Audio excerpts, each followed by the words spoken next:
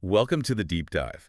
Today, we're really getting into the evolution of online surveys, looking closely at some great research from cognitive market research. Yeah, think of this as your fast track, maybe, to understanding how these tools have changed over time. Exactly. Whether you're prepping for a meeting, just trying to get a handle on current research methods, or honestly, if you're just curious about how we went from basic web forms to these super complex systems we have now. Mm-hmm.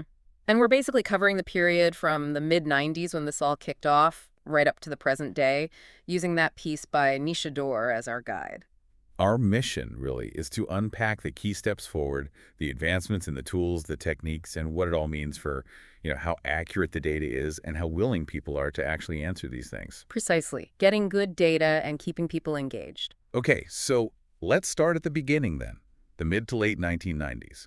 The internet's becoming more available, but these first online surveys, well, they were pretty simple, weren't they? Oh, absolutely. Doer's research paints that picture really clearly. We're talking basic questions, often just sent out by email or stuck on a static web page somewhere. And the formats, mostly multiple choice. Yeah, mostly multiple choice, maybe some Likert scales, that rate this from 1 to 5 foot type things. Very linear. You just went from one question to the next. And then, 1999, SurveyMonkey arrives. Mm.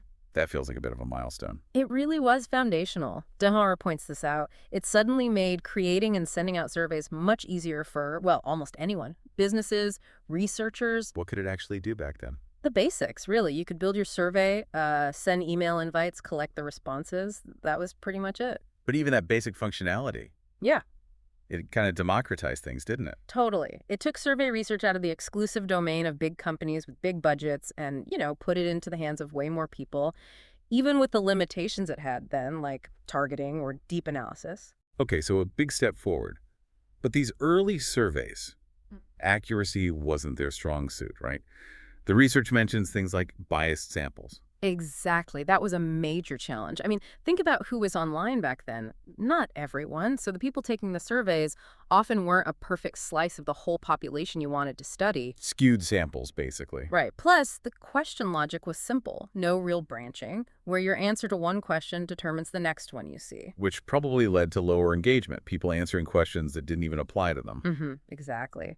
Lower engagement, maybe less reliable data because people get bored or frustrated. But like Dior notes, you have to start somewhere. These early steps were, well, crucial for everything that came next. Okay, so that brings us into the early 2000s. Things start picking up speed. We see newer platforms emerging, Google Forms, Typeform, Qualtrics.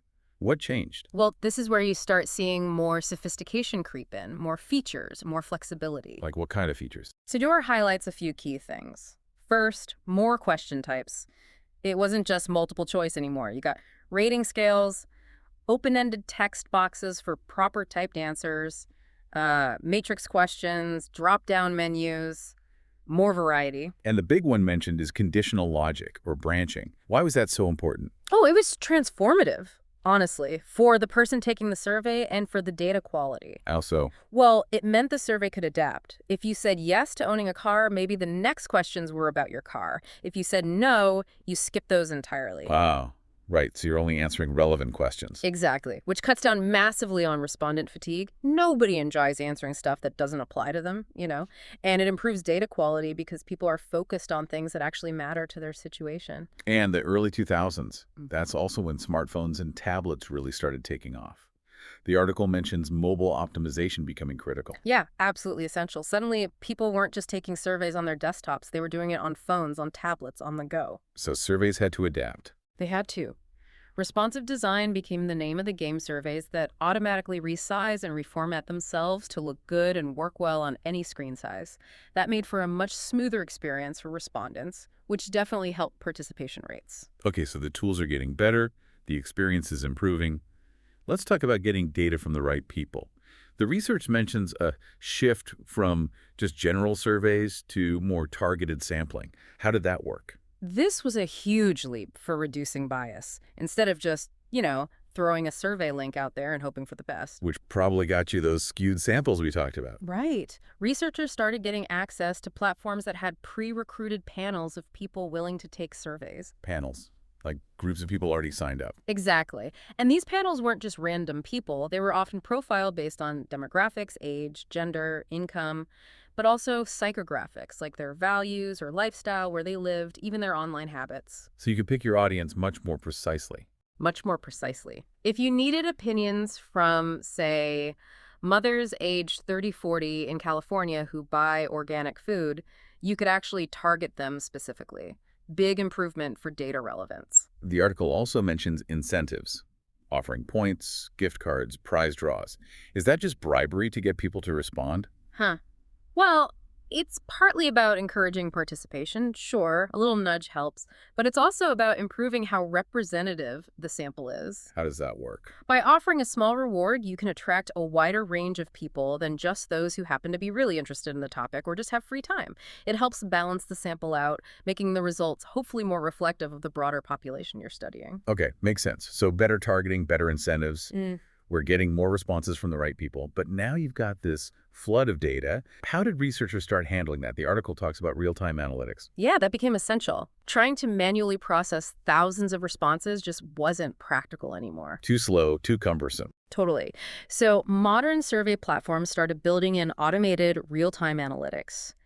As the answers roll in, the system automatically crunches the numbers. What does that look like? It means instant reports, statistical summaries, charts, graphs.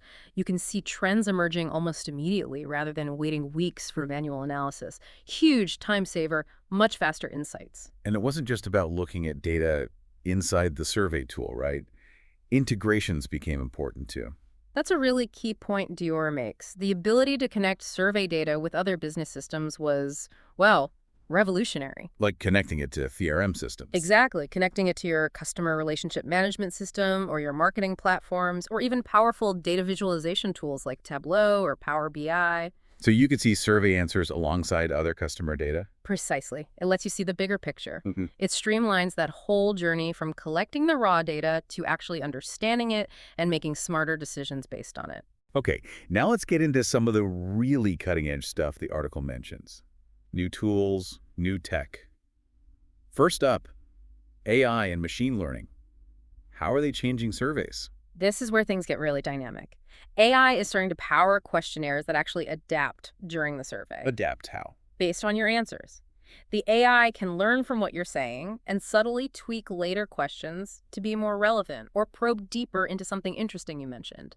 It makes the whole thing feel more personalized, more like a conversation. And potentially better data because it's more tailored. That's the idea, yeah.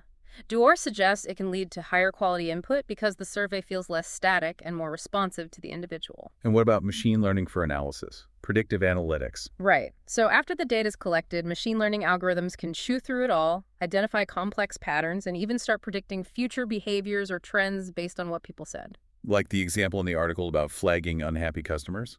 Exactly. The system could analyze responses, pick up on signs of dissatisfaction, maybe based on certain keywords or low scores, and automatically flag that person for follow-up. It allows companies to be much more proactive. Okay, another interesting one. Chatbots and conversational surveys. Moving away from just clicking boxes on a form? Instead of a static list, you interact with a chatbot. It uses natural language processing, NLP, to understand your typed or spoken answers and respond accordingly. So it feels more like texting or messaging someone. Pretty much, more like a dialogue.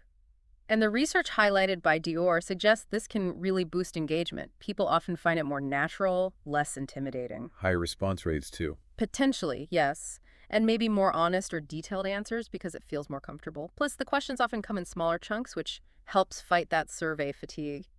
UserTesting is mentioned as a platform really pushing this conversational approach. Then there's gamification. Turning surveys into games. That sounds potentially annoying. Where does it work? It can work if done well. The goal is purely to combat fatigue and keep people interested, especially in longer surveys. How? Like adding points and badges. Yeah, things like progress bars, so you see how far you've got, maybe little achievements for completing sections, sometimes even quiz-like elements. It just makes the process feel a bit less like a chore. And does it help data quality?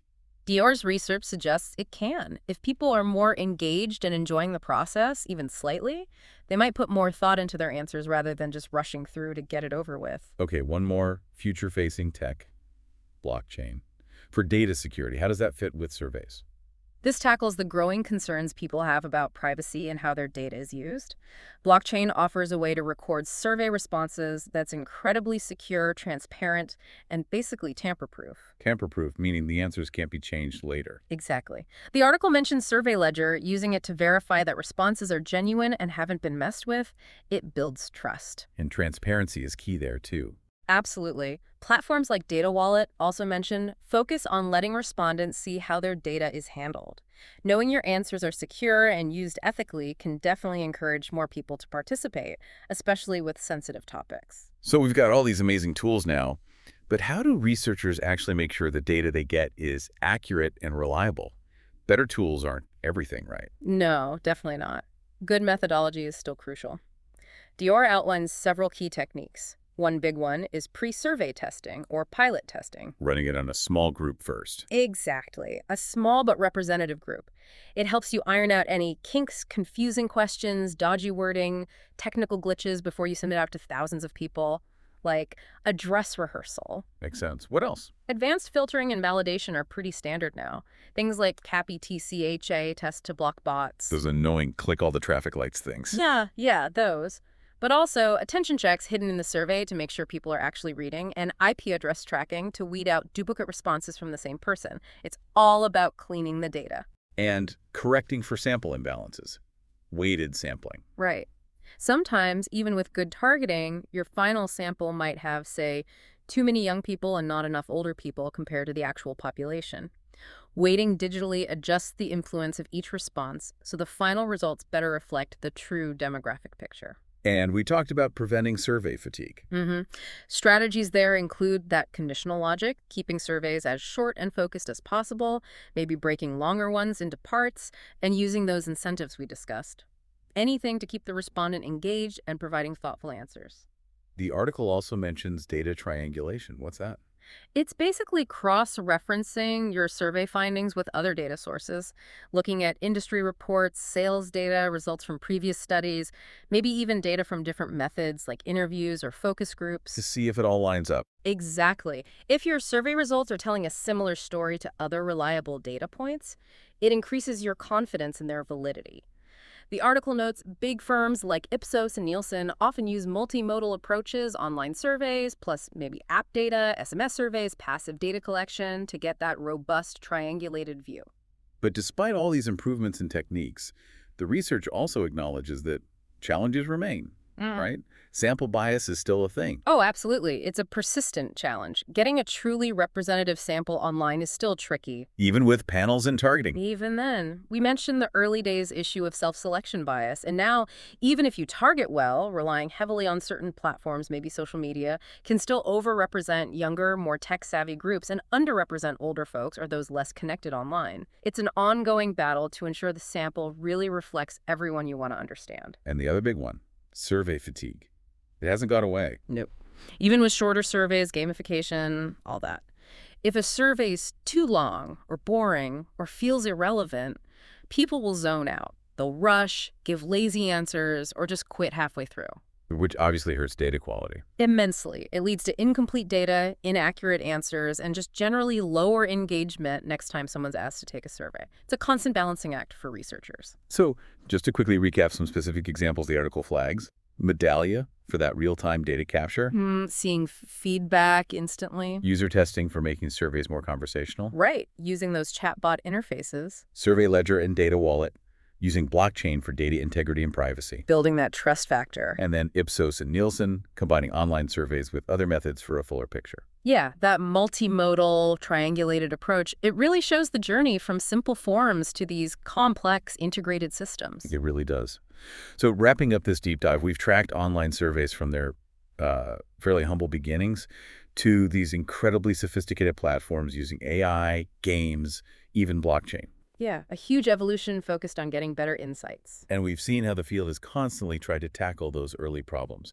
Sample bias, people getting bored or tired, using smarter targeting, better design, and clever ways to validate the data. It's been about making the process better for everyone involved, really. Better experience for respondents, better data for researchers. Which brings us to a final thought to leave you with. Looking ahead, With all these powerful technologies continuing to develop, what comes next? What new possibilities, or maybe even ethical questions, emerge for collecting data and understanding people this way? Hmm. And what's the role of the individual, you, me, everyone in this landscape where our opinions and data are becoming so valuable and, well, so accessible? It's definitely something to think about, that balance between gathering rich insights and protecting individual privacy and agency as these survey technologies keep advancing. Thanks for joining us for this deep dive.